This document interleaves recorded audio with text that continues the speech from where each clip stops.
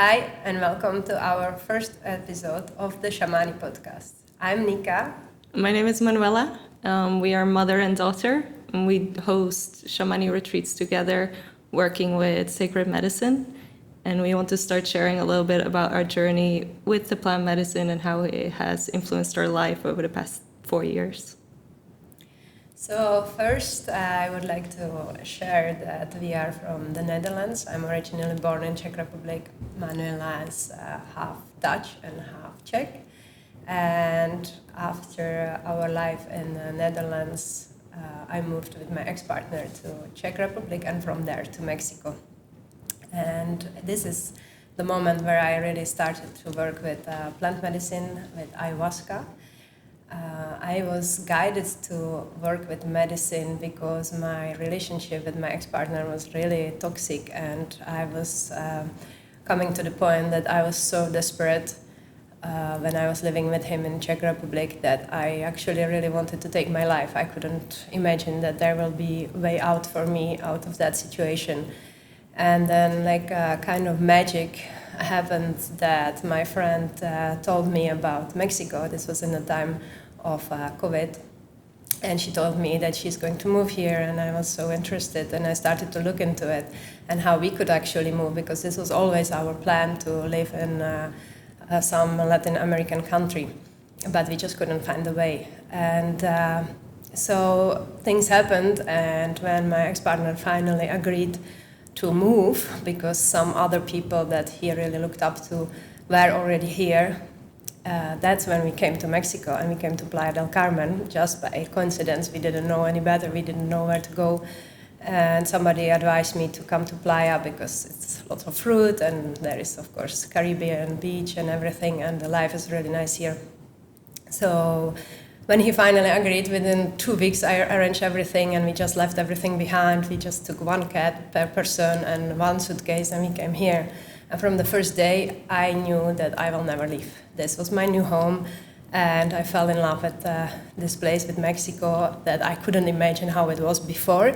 And it really surprised me because there is everything here in Playa. So first weeks I walked the streets, sometimes crying, and I went to the ocean every day, and I was crying there, and I was thinking, okay, this is the place where we can find the abundance, where we can find really beautiful life. We started to make lots of friends and everything, and it's for a while it looked like our life could actually, turn for better, and that our relationship could be better.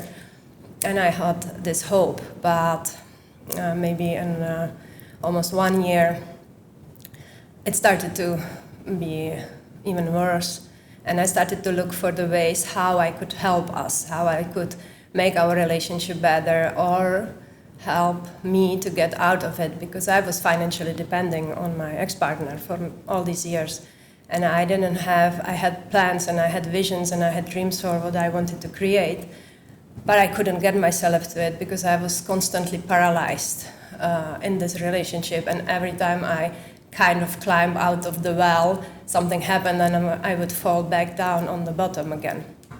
And then, by a coincidence, I came to a page of a retreat place in the jungle here, close in Playa del Carmen. And then I found that they were offering all kinds of medicines that I didn't even know before. And I said to him, okay, let's go there for a week. Let's go and do this medicine and see if we can heal things that are making us fight each other, and that our wounds that we need to work on, that we can heal that and maybe have a better relationship. Or what I was hoping as well was that it would help him to realize that we don't work well together anymore, and that it's better to break up, like something like conscious uncoupling, and that I did need his support for the first part of the time when I needed to work for myself and create my own income and stand on my own feet, because I always wanted that, but I just never had that possibility. And so we went to that retreat, and that's where we met this old guy, a shaman, that offered all kinds of ceremonies in his temple, and we started to work with the medicine.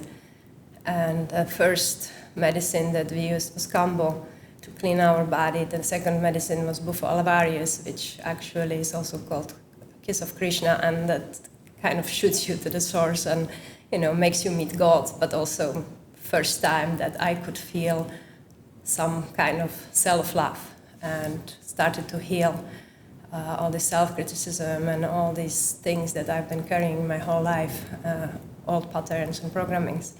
And then the person that actually was offering this medicine to us invited me after the Bufo for the Ayahuasca ceremony, which I didn't want to attend because I was super afraid of her having a really bad experience many years ago in the Netherlands. And he was kind of like, no, you have to come, you have to finish your work, sister. And he looked in my eyes and I was like, oh my God, fuck, this guy is right, I need to do it.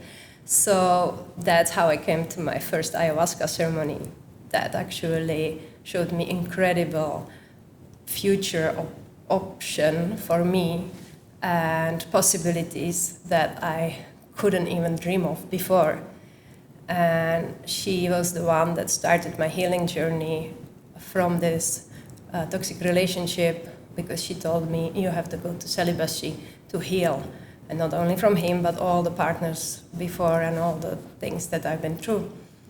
And this part of celibacy was actually the catalyst for the escalation in our relationship some months later, which created really a kind of situation that we couldn't stay in anymore with Manuela, and we just had to leave from one moment to another with nothing. And we like to share about this journey as well, so you can see and maybe be inspired if you are in situations where you feel like you have no way out, and that you can see that it's possible, even if you are on the bottom, even if you are on the knees, you can still get up and create life of your dreams like we have now, right? Yeah, exactly.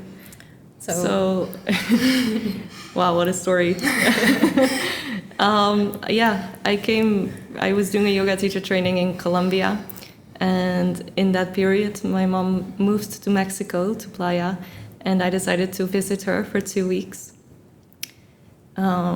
before continuing my travels. So I came to Playa and I absolutely fell in love with it, and I decided that this is my home now, I don't want to leave. And in that same time, I kind of started to realize and see how bad their relationship has gotten and how toxic and abusive it was at that point, which before, when you're in a situation, you sometimes don't really see the full perspective. But, I lived in Australia for some time and I was gone and traveling, and then I came back and I saw it again. I was like, wow, this is really bad. And I just decided to stay and support her on that journey of getting her to stand on her own feet and creating these retreats together, because of how the medicine also has influenced my own life and showing me how quite toxic my past relationship was as well while I was in Australia, and understanding the generational trauma that I inherited from her with masculinity, and choosing to go on that path to heal. So at that point, I could kind of start to see how she wanted to put in more efforts to create something for herself, to create the retreats and women's circles, and do the work and share her wisdom with the rest of the world. And I was like, okay, we need to make this happen. And I could see how she was looking at templates on Wix, getting frustrated because she didn't know which one to choose. So I was like, okay, yeah. So I was like, okay, let me just do something. And I started to create a really, what I think now is a pretty bad website, but it just was to get the ball rolling and to bring her voice out there. And in that period, we started to get a lot of help from friends that were giving me advice also on what to put on the website and to remove some text because it was too long and a lot of things. And we just got so much support from this amazing community that we created here in Playa, that are like family now when walking this path of the medicine, all together. So I think that's kind of how we started. Yeah, I would like to also remind you and share about this switch that you went through, because when you came to Playa and you saw what's happening and you got all this power and you were like, okay, let me train myself in martial arts because Yeah, I just felt like there was gonna be a point at some point there was gonna be a point where I was like, I'm gonna need to be able to fight to protect you from this guy. Like that was my goal. And it wasn't a very conscious decision, but it was just like this inner drive of like I need to be able to, stand up for you. Also stand up for myself because I didn't know what he was capable of. That was the worst part. Like we didn't know how far he would go. Yeah.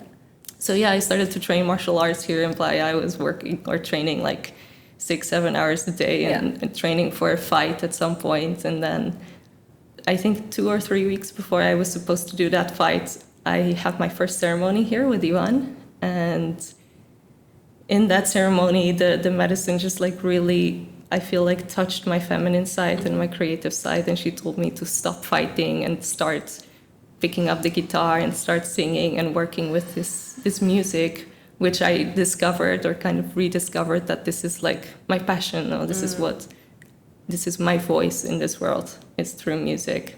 And she helped me discover that and then gave me the tools to actually bring it out of my body into this physical space that we live in. Yeah, exactly. It was quite a journey with you and the music because I remember when we finally lived on our own, having our first apartment and struggling with all kinds of financial things and didn't know how to make the next trend or whatever. But as you said, we had so much support from the community and it was really magical how the medicine actually guided us by showing us our purpose. And I remember when you shared the first time with the ayahuasca, how she gifted you with the music, right? Yeah. Maybe you want to share that? Yeah, I could see like the Xamani one that we worked with at the time a lot. He's a very talented, incredible musician. He can play like any instrument and he's so good at it. And so in that first ceremony, I didn't really know. I was very high. I wasn't aware so much of like the music. You hear some sounds and stuff, but I was too far gone with the medicine to actually realize in that moment how good he was. But I could see like these little balls of like geometrical shapes and codes coming into my body and opening my cells and going into my cells. And I knew it was these sacred codes of music that I don't think were specifically coming from him, but just source flowing through him and the medicine flowing through him and him being able to share that with, the circle. And I think because of my passion and love for music, I was very open to receive that information. And then this is kind of where the magic started, because then when I came home and I started to pick up the guitar and other instruments, there was just this immediate, like, I could play some of the songs that he was playing in the ceremonies, like immediately on the guitar. The first time I picked up the harp, it was a song that he played on the harp in the ceremony. And it's so magical to me to see how this is how the medicine works, like being able to receive these kind of transmissions. And it goes beyond just music, I think. I think there's a lot of things that you can receive. If you're sitting in ceremony with someone that has, like, for example, a really big amount of self-love, that's also a transmission that you can receive from that person. Yeah, for sure. But for me, it happened with the music, thankfully. Yes, exactly. And I believe that as well, that we create container, all of us who are here with medicine, working in that same moment, and the medicine works with you already weeks before you actually come to the ceremony. So we kind of always knew what will happen in that ceremony, and it was really preparing us. Like every ceremony, it was like telenovela, right? Yeah, exactly. Spanish telenovela series, because every ceremony, before the ceremony, we connected with the medicine and we asked about the ceremony, and she told us what will be the energies, what will be the theme, and how it will be for us, like if we will have hard time or not. And it was always like that, so it was like super incredible, and we started to realize the power of it and the the magic of it when you really follow it. So you realize that she kind of has her own consciousness and her own will, even, that if you tune into that, you can receive her knowledge and her wisdom without even drinking, just in your day-to-day life. Exactly, because so like first when we left, my ex-partner, it was in the middle of the night, we went with nothing. We had $350, we had nothing else, and our manager from the condo helped us, gave us another apartment for that night, and we just didn't know what will happen after that, but we were lying in a bed, and it was like, you are not going back to him. I'm like, no, this time I'm not coming. And in that moment, I really knew, for the first time, I knew that I will never go back. And I felt this power in me because of the medicine, because she was already guiding me, because she gave me the vision of my future, something big and something so incredible that I realized I am here for this reason. I could actually really do this, and I could build some kind of legacy, because all I desire for the world and for people is to be happy, to realize that we are all dreaming this reality together, creating it from our wounds and from our traumas and all of that, and that we all are kind of drowning in victimhood. So this story, we are not sharing it, I'm not sharing it about my ex and the situation because I am a big victim and I want people to feel sorry for me, because that's not that. Because victimhood is actually, the lowest vibration. It creates this field where everything can happen to you. So if you want to have a beautiful life filled with joy and love and purpose and all of that, you need to find that victimhood in yourself, and you need to remove it. And that's what I've been doing, consciously choosing every time, realizing, okay, now I'm victimizing myself, and it's in tiny little things that you don't even realize, even if it's complaining in a restaurant that they mess up your order. It doesn't have to be something big. And these little things, you can remove them. And this is what medicine was showing us also. Like, she made us aware of our judgment to others, to ourselves, that she guided us to the right diet, to, like, we've been eating for weeks potatoes with, lettuce and tomato and avocado, like that, And we were happy because we listened to her and we felt her like really a grandmother in our life, that we had visions of sometimes how she was sitting with us when we were learning the songs. I remember the first songs, but when we started to learn the first songs, it was still in the time that we were with my ex, and how we were in your room playing the songs, and it was like she was there happy, and she was like, it's like, you are like these two little girls having the tea party, and I really enjoyed it. And she was happy with us because we showed so much love and devotion. To me, any medicine is the same. Doesn't matter how it comes to you, because it comes from source. It's divine codes of healing and love and the highest frequencies. And it's like divine has created this medicine in the physical world to put so much consciousness in it that is a portal for you. A portal to open yourself to divine, to divine forces, to love, whatever you call it, God, anything. That absolute truth. This is how medicine is working with us.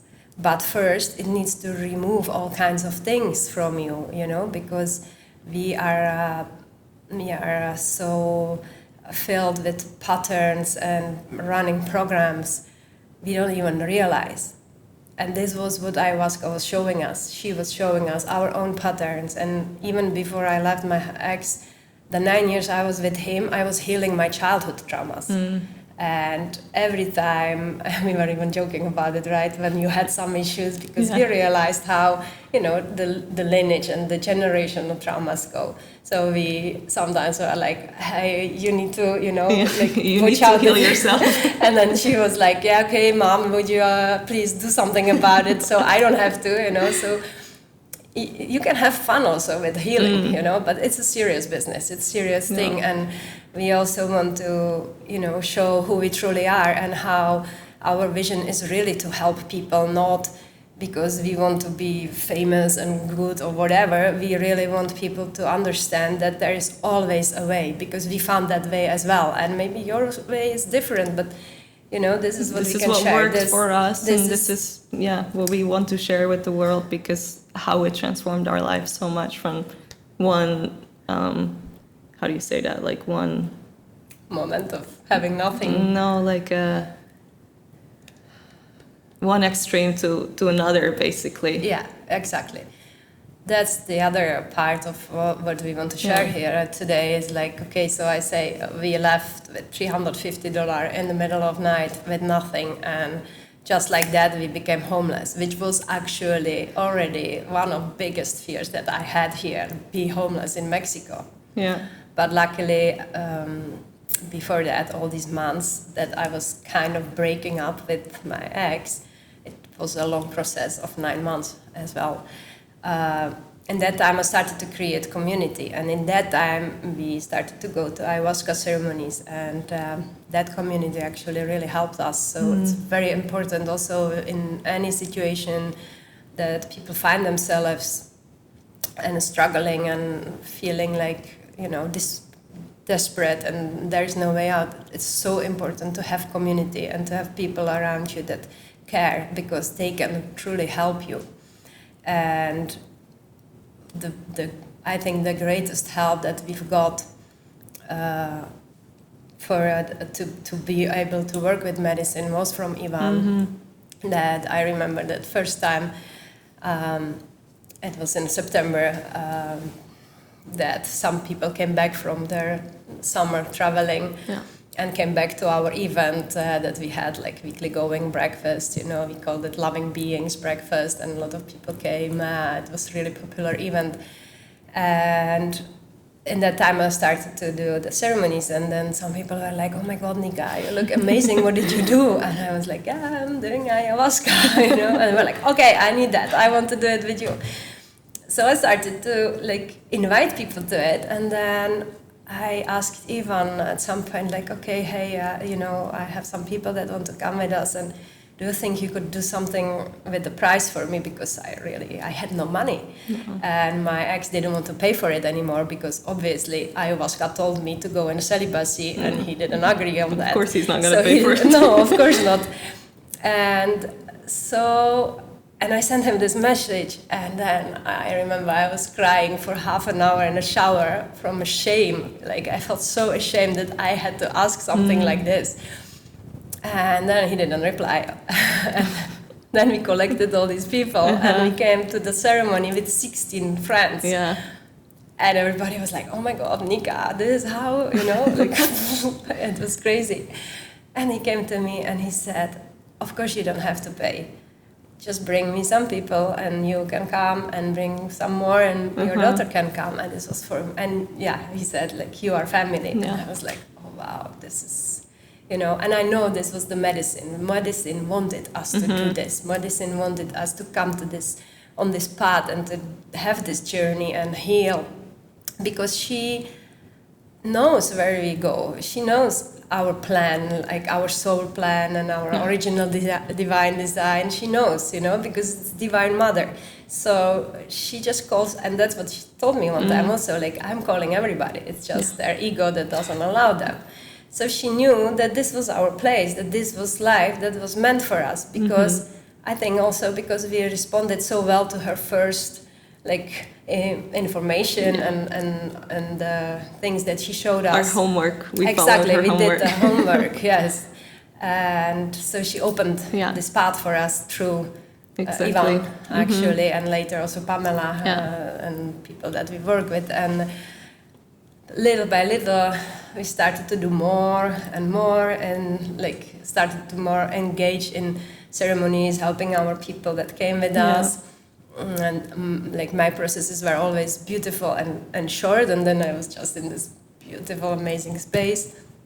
And you had some... I had some hard ones in the beginning. Yeah. I think the first 4 or 5 were really challenging, and I can't even really remember the visions or anything, but just the feelings and the fears and the sadness and grief that was coming out. And the way it comes out sometimes can be quite like intense and it can be hard processes, but I always felt so incredibly good afterwards. Like I would be, crying and purging for like 20 minutes, on end in like a very, in a very challenging way.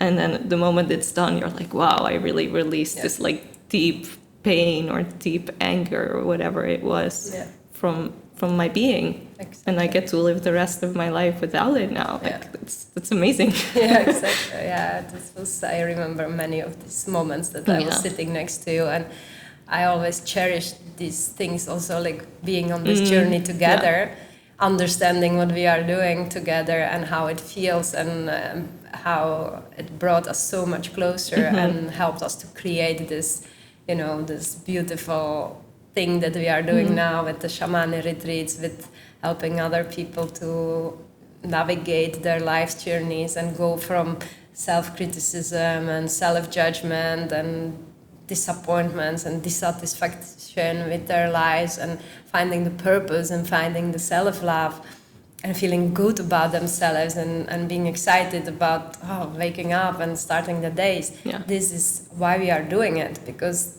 this is most of the times, let's be honest, thing how we live. Sometimes also we have still things that we have to go through, but it got so much easier and shorter and like lighter, everything.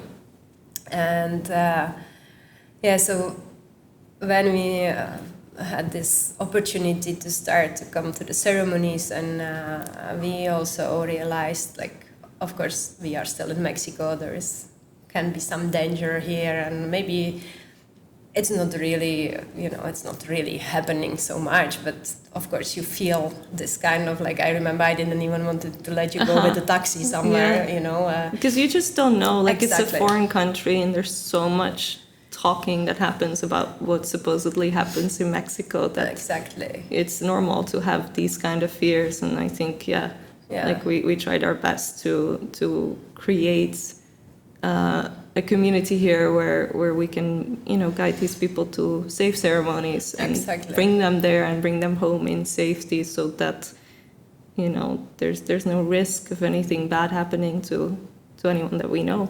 Exactly. And this was like our motivation, because sometimes you hear things that happen to people, and we were thinking, we need to do something here that people really know that we are doing the good work here. So we started to organize transportation, group transportation and everything, and it felt so good, like being able to, like, and every time we came together waiting for the van, coming on the parking lot, meetup spot, and waiting for the van, it was immediately like a family. Every time, even the new people, some people kept coming and went with us to every ceremony, and then there were new people, but it was always immediately like a family. And I was always calling it like school excursion, right? School trip, that we went to the ceremony all together. And it was also such a beautiful experience for me, to be able to kind of hold that space. Even I'm not a shaman, and in that time I wasn't like officially a facilitator or whatever, but I still felt super responsible for the people that came with us, and especially the people that had no experience with ayahuasca, that were afraid, and they would send me message and they will be like, I'm planning for years, but I this fear and that, and then they would have like kind of sabotage just before the ceremony, that they didn't want to come, and I would just share how the ceremony goes, how we feel, how it helped us, how the space is, how the medicine works, how the music is, and then they would be like, okay, thank you so much for this, I'm coming, and they would come. And in the middle of the ceremony, when they were able to like wake up and get on their feet, and I would see them sometimes outside, and they would be like, oh my God, Nika, thank you so much, this is amazing, I love it, I love you, and like there is so much love in this space, but obviously it can be super hard sometimes as well. So gathering all these information and knowledge and wisdom through the medicine, through our own journey, through how it worked for us, and what it is not, how it should feel in that space. All of that together led us to really start to offer retreats with sacred medicine and working with the same people that we feel really good with, and we know what they offer. And that was actually the beginning of our journey, that we had our first retreat after the breakup with my ex, and all the things that led to that retreat. There was so much sabotage as well, incredible, like how we were even depending still on him with some things, like with the car, because we had nothing. We were happy to to make every month rent and pay for water and all of that. And then he was supposed to help us to bring our stuff and our groceries, because we did everything ourselves. We cooked, we cleaned the toilets for the girls. We just rented a villa in close to Tulum, and it was just the two of us, with a sold-out retreat, running everything, cooking, cleaning, doing the workshops, assisting with the sacred medicines, doing the yoga in the morning while you were making breakfast. It was so much. It was exhausting. But it was so beautiful. It was a beautiful process for ourselves as well.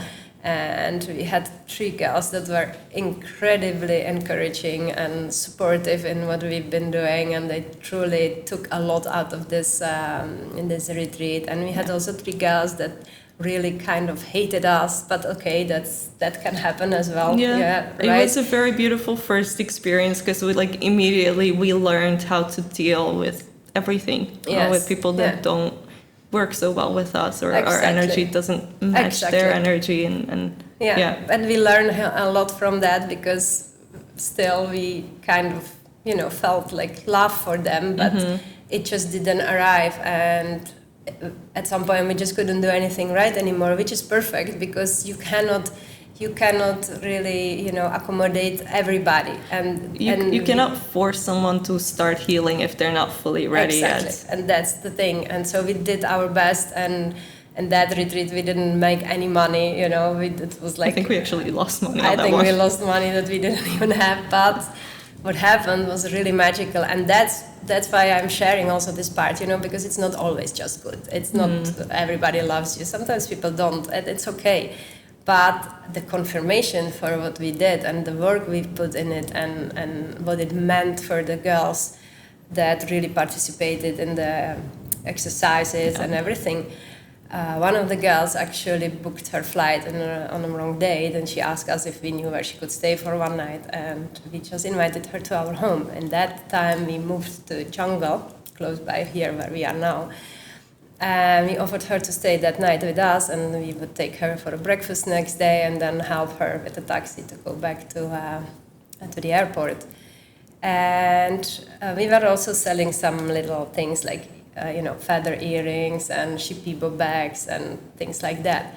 And she bought a few things. And when she was leaving, she told Manuela, "Oh, I left the money for the things I bought. I left that in your living room on the altar, and a little bit extra." And Manuela forgot to tell me. And then in the evening we were eating something, and I got up to go to the kitchen, and then I see the money there, and I was like, "Hey, what is this? Oh yeah, I forgot to tell you.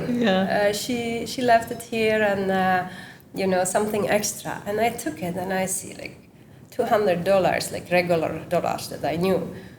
And then like a bunch of dollars that I thought is like kind of monopoly money, like game money to pretend that you are making money or whatever, I couldn't grasp. And then I was like, no, she left the money here for us, like to thank us for the retreat and for everything what it meant for her.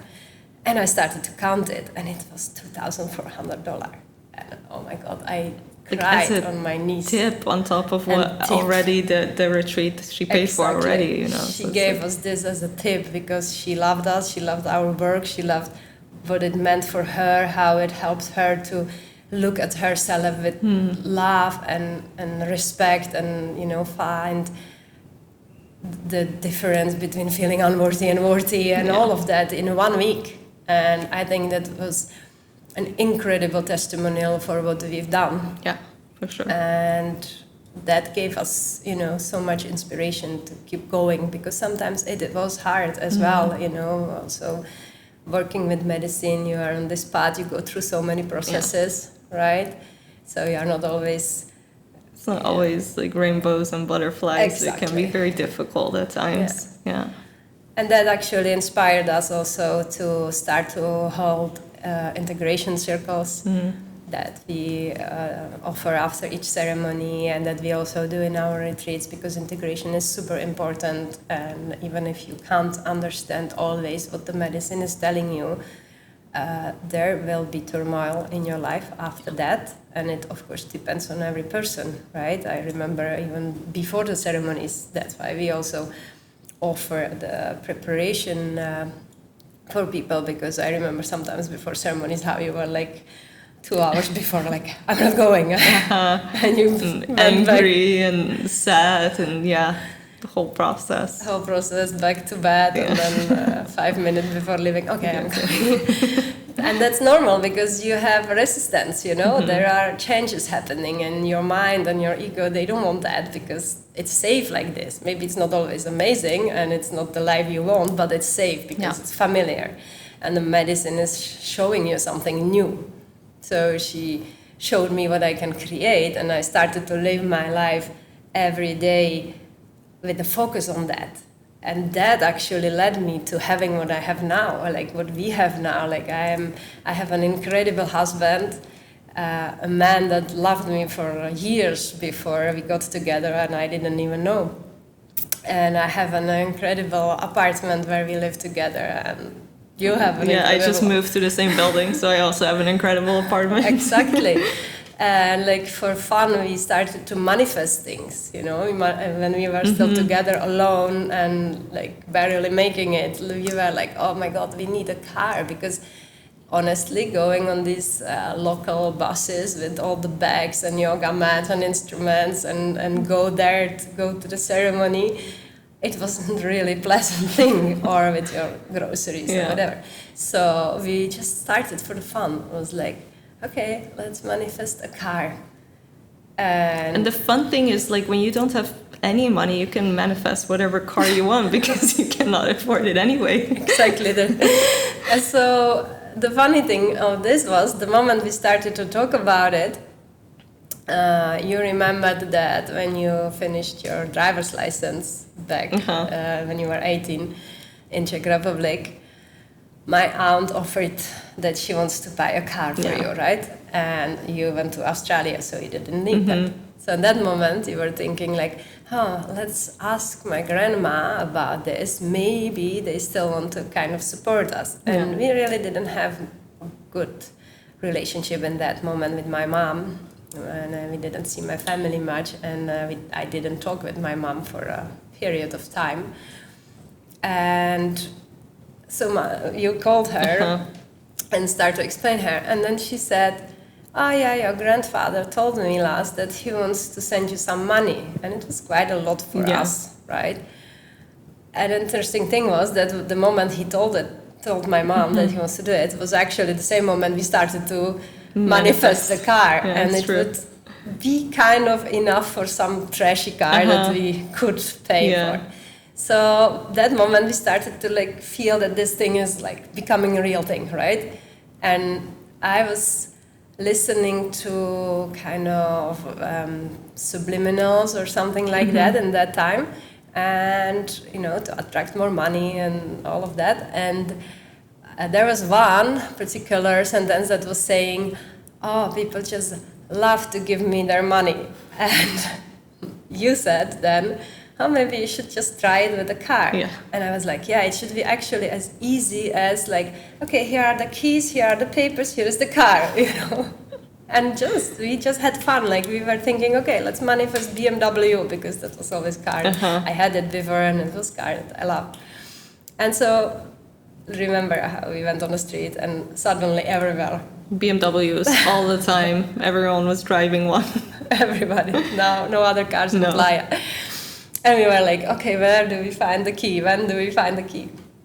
And so what happened next was actually within, I think, 1 week, after we started this idea that it should be this easy, my neighbors in the jungle, that was a couple with kids, and I met them one day, and I was inviting them to an event that we were organizing.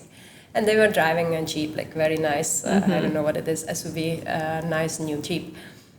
And the guy asked me for a phone number so we could like connect about the medicine and all of that. And then next moment I received a message from him like, oh, Nika, we are going to Mexico City for a week, and if you want we can lend you our car for this period. And I was like, what? It's really happening? So I show it to you right now. And then in the morning he just came. And he was like, literally, here is the key, here are the papers, here is the car. So we were like, okay, this thing is working really. Like, we really have to put more attention to this. And we started to, enjoy this. Like, oh, wow, look at us, we have this incredible car and all of that.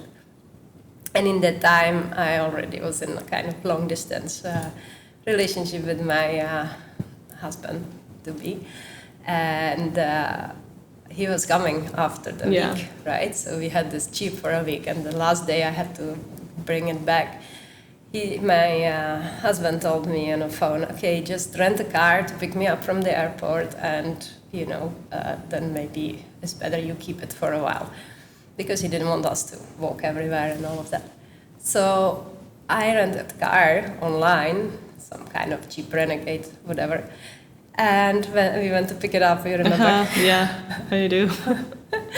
And they didn't have it, and it was high season, and I was like, do you want to leave your contact information so we can like find the car for you? Maybe it's in Tulum or whatever. So do you want to leave your contact information? I was like, no, I want better service. And I walked out. And I was like, okay, where do we find car now? And we couldn't find anything online. Yeah, there's in nothing the stores, available. there was nothing. And then I remembered this guy with the Jeep, and I was like, okay, let me ask him where he got that. And he sent me some number of some guy that rents cars. And I sent him a message like, hey, do you have some cheap car for a month or whatever? And he sent me some picture of a little economy car. And my husband, I showed him, and he was like, okay, remember I have long legs, so please something bigger. So I sent the Russian guy message like, do you have something bigger? And the next thing I receive is a picture of BMW X3.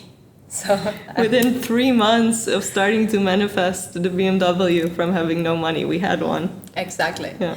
And these 3 months were crucial for us, because we started with this when we were still living in that little apartment close to the beach where we had nothing and we had to move out. And then my mom sent us the money that we were actually planning to use for some trashy car, but in that moment we had to move because the change of landlord and everything.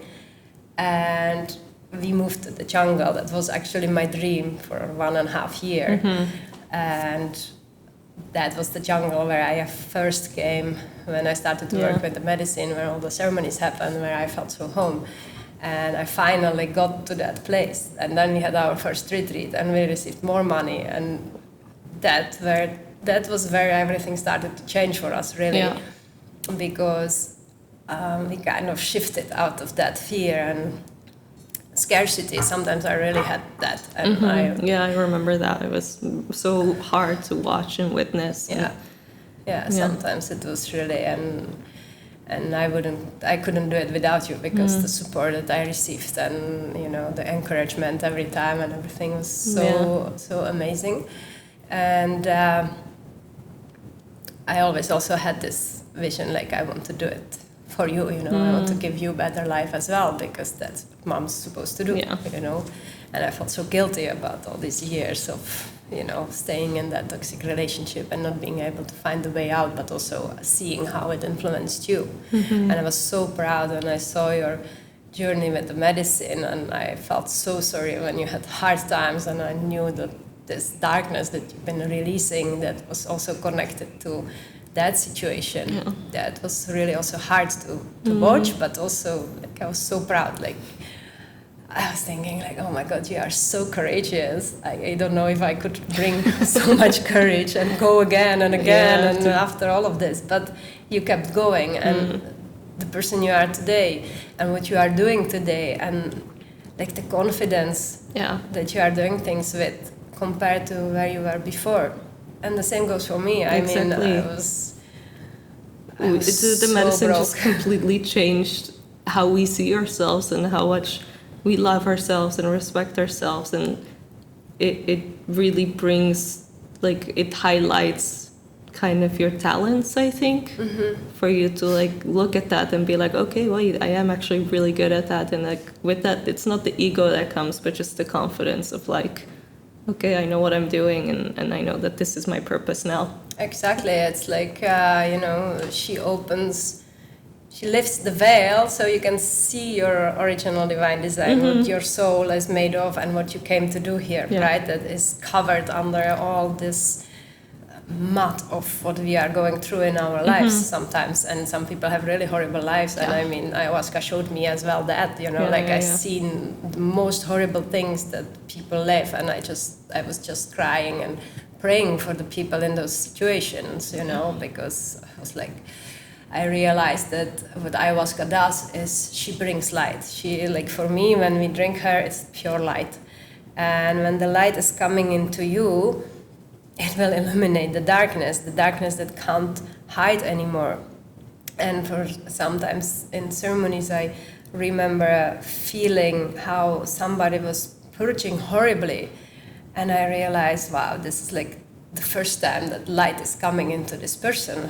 Who knows what they've been through or what they are carrying from their, family line or whatever. And that's why I'm super grateful for her, and I love her so much. I would do anything for her, because she really, really changed how I feel about myself and how I look at people. And she brought me more compassion and more understanding for others. And it doesn't mean that I just accept everything. I mean, sometimes I get angry at situations and people as well, but I can shift out of it much faster and just let go that I couldn't do before. I would hold on to all the injustice and all of that, and torture myself in the middle of the night with all these thoughts, and I just don't have that anymore. And like watching you grow from the moments, and like I remember in our first apartment where you were sitting there sometimes with your guitar and crying that you cannot sing, and that was your dream. And I tried to support you, but I didn't know how to teach you singing, and we didn't have money to give you lessons. And now, everything shifted, everything changed. Now you grew in this, and now watching you confident in the ceremonies, playing and singing and hearing, the compliments that you get from people, and how you inspire people to pick up the guitar and play the music or become better on whatever instrument they are already playing.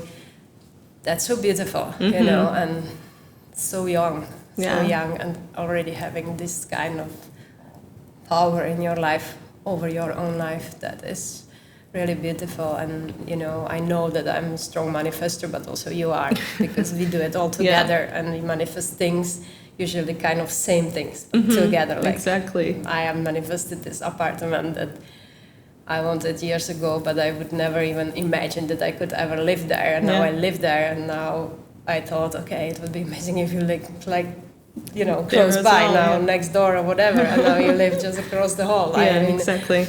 This kind of things, but it's because we kept going. We kept going, and we kept listening to that voice of the medicine, and surrendering to the divine guidance, and starting to trust that voice inside of us, and the voice of the medicine that actually becomes one, because the medicine is just, reminding you what your soul already knows. And she's offering you paths. She gives you the tools to get to be the person that is you at your highest potential. Exactly. This is what I believe, that she really can show us the highest potential and the purpose that we have here. And then, the chaos begins sometimes, because if you are strong enough and willing to get there, then a lot of things need to happen. A lot of things need to change, and the relationships might break. You might, disconnect from the family, or you might find the way back to the family, like I did. Also because of the ayahuasca that she told me. The first ceremony, she told me, send this message to your mom, and it took me days because of my ego. I was like, no, I don't want to do it. And then I did it, and I was like, okay, whatever comes back, I will let it with her. And something came back, and it was ugly. And the next ceremony, a month later, she said to me, okay, send this message now. And then I sent that message, and she replied beautifully, and that is how we reconnected. And she actually came here and drank medicine with us, like the three of us together, which was incredible, yeah. Incredible, very powerful, and also courageous. My mom was listening to us, to our stories about the medicine, and it inspired her too, because she saw how our life changed and where we came from, and she had no idea how bad my relationship was before. She always blamed me that I am the one doing all of the stuff. And now she understood, and now she saw, how it changed me, and started to listen to me and kind of acknowledge my path and my decisions and who I am today, because it was also hard. Like I was always different, right? You were also always different than all the kids or whatever. And it's sometimes hard. You become lonely in your life, and you start to feel like there's something actually wrong with you because you don't fit in anywhere. Yeah. And that's what the world kind of teaches you as well, instead of, teaching us that we are all our own individual person on our own path, and everything is different for everyone. You just get put into boxes of like, this is what you're supposed to be like, and if you're not, then, there must be something wrong with you, which actually is completely different. Exactly. I think that actually the people that don't fit the boxes are the people that there's nothing wrong with. No, but I mean, we have all different level of consciousness, kind of.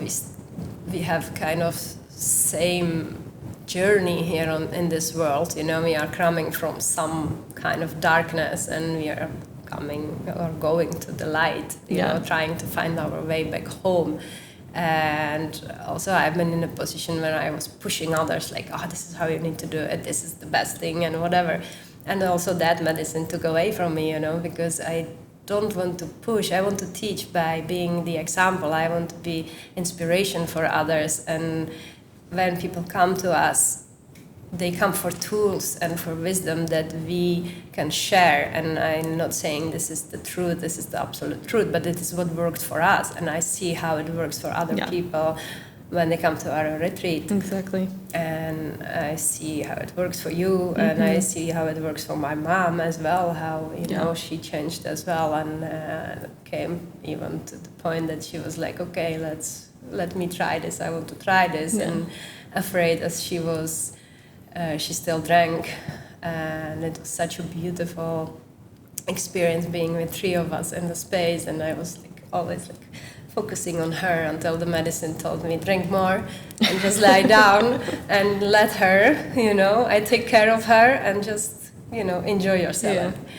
And my mom had an amazing, beautiful experience, and she could like clearly see how the darkness is trying to get her, and then she focused on us and the love that she had for us and love that we have for her, and the support that she feels, and it became really a beautiful experience that I hope really helps her also now in her daily life. And I think there's also really beautiful teaching in that, where like a lot of people come to sit in the ceremony and they just expect to have to go through this difficult and dark, challenging time within the ceremony. And I think it's amazing that, she learned from you, but also was able to apply immediately to just decide that she doesn't want to engage with that darkness. Exactly. And focus on the light, focus on the beautiful things in her life and the love that she feels for us, for her family. And with that, being able to navigate within the journey, because yes, the medicine shows you what you need to see, but you don't need to always engage with everything because she tries. Yeah. Yeah. Exactly. This is what actually in my first journey, she taught me. I remember that I was so afraid because my first ceremony in Netherlands was like 160 people in a synagogue in the center of Amsterdam. Horrible. And I didn't know what will happen. I had no idea what ayahuasca was and whatever. I just went there with a friend who has a Parkinson's disease, and a shaman in Costa Rica told us go to do ayahuasca with him, could help him. And I had no idea what it was. And it's like, oh, I lost it. And I didn't want to do it ever again. And it was in 2013, so it took me almost 10 years to get back to it. And so I asked her before, like, please be gentle with me. And I also remember this one facilitator that later became our friend, who was sitting there at the door with his phone before the ceremony. And he was with his phone, and I was like, are you going to shut down the Wi-Fi? Like, I was like so afraid of everything that could potentially bring some bad energies. And he was like, don't worry, just trust and surrender. Like, like you trust your mother, right? I was like, no. I was like, okay, the general mother then. So I always remember this, how he was calming me down, and then I begged her to be gentle. And then when she came, the first moment, my first beautiful psychedelic experience was that I saw this big peacock tail with just eyes everywhere, and I was like, oh wow, this is what the people see when they take psychedelics, right? Because they paint this kind of things. Yeah.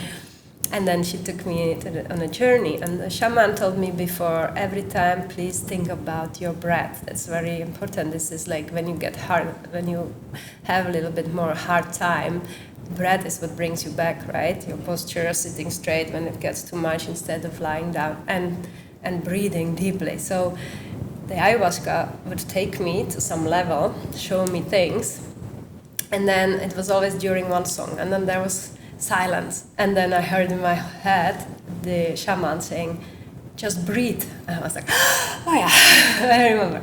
So I breathed, and then I heard the voice telling me, are you ready for the next level? And then the music would start again, and I would go to the next level. And so I went like all my chakras, and I came to down, like it was like I was descending somewhere. And that moment I saw kind of gate, and I knew it's like gate of the hell. And I saw like people behind that being in horrible energy situation, whatever. And in that moment also lots of people are purging like super hard. And I was like, wow, we don't even have to go there. That's what I mean, like what you were just saying. I realized we don't have to engage with this. And of course, some people believe you have to go through the darkness. And I was like, okay, I already have enough darkness in my life. I don't have to go there. And in that moment, she told me, yes, everything is choice. You can choose for dark. You can choose for light. And I realized that even every fight I had with my ex was choice for the darkness or for light. Yeah. And I chose light in that moment. And she took me all the way up somewhere that was like incredible space. Like I knew I'm dissolved in the creation, and it was so beautiful. And I even started to sing. They came to shut me down a little bit. And after that, I stood in front of kind of white temple, and I knew I came to God. And I fell on my knees, and I started to cry, and I was like, God, I have nothing to give you, just this body. And that was good. That was enough. And God invited me inside the temple and asked me, what do you want? And I said, I don't want anything anymore, because I don't know. Yeah. You tell me. And he or she, they gave me this seed, like pearl, shiny seed. And it told me, in the seed, all the opportunities, all the possibilities are encoded, and you can choose. Wow. What do you want? I said, I don't know, you tell me.